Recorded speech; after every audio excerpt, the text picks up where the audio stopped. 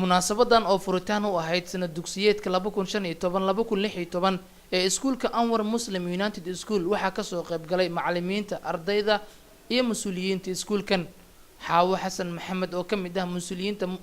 mu'assasada Anwar Muslim United School sidoo kalena wakiil u ah Somalis Community oo ah bulsho muslimiin ah oo isu tagay kuwaas oo ku nool dalka Jarmalka ayaa munaasabadan ugu mahadcelisay qof walba oo ka qayb qaatay wax u qabadka caruurtan wax ka barta iskuulka Anwar Muslim United School kuwaas oo isugu jira caruurta ay waalidkood geeriyoodeen iyo kuwa ka soo jeeda qoysaska danta yar. walaalaheen muslimiinta ah ee ku nool wadanka Jarmalka iyo Austria iyo wadamada looga hadla afka Jarmalka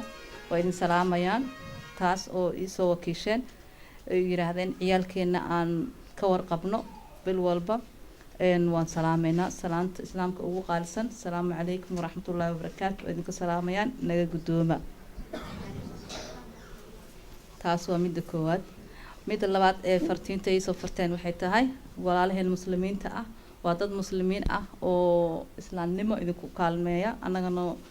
xageena noo soo marsiiyo Somalis Community waa walaalaheena kala duwan ee u horeeyaan Ansar International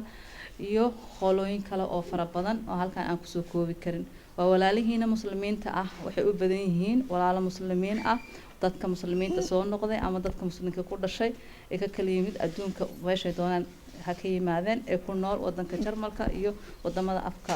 Austria looga hadlo. maadaama wadankaas afterna loogu hadlo wax yar ayaa waxaan rabaa dadkiina dhaho salaantii caruurta way naga gudoomeen waan idin salaamay walaalaheena muslimiinta ee ku nool wadanka Jarmalka salaantaas ayaa idin soo diray walaalaheena muslimiinta yar yarka ee ku nool magaalada Muqdisho Anwar Muslim United School ayaa idin soo diray hier begrüßt euer Geschwister in Somalia Anwar Muslim United School.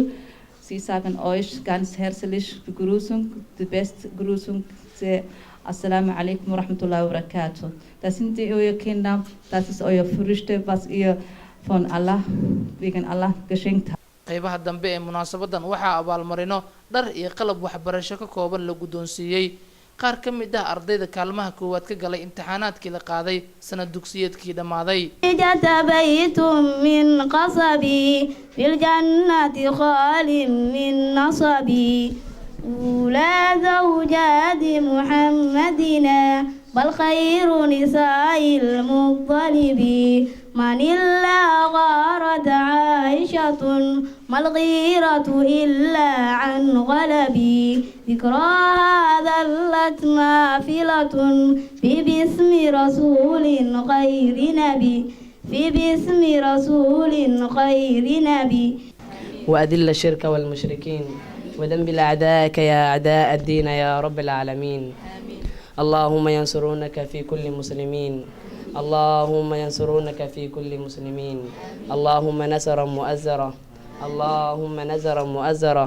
اللهم فتت جمعهم وفرق ديارهم. أويس محمود جلعو رويال تي في مقدشو.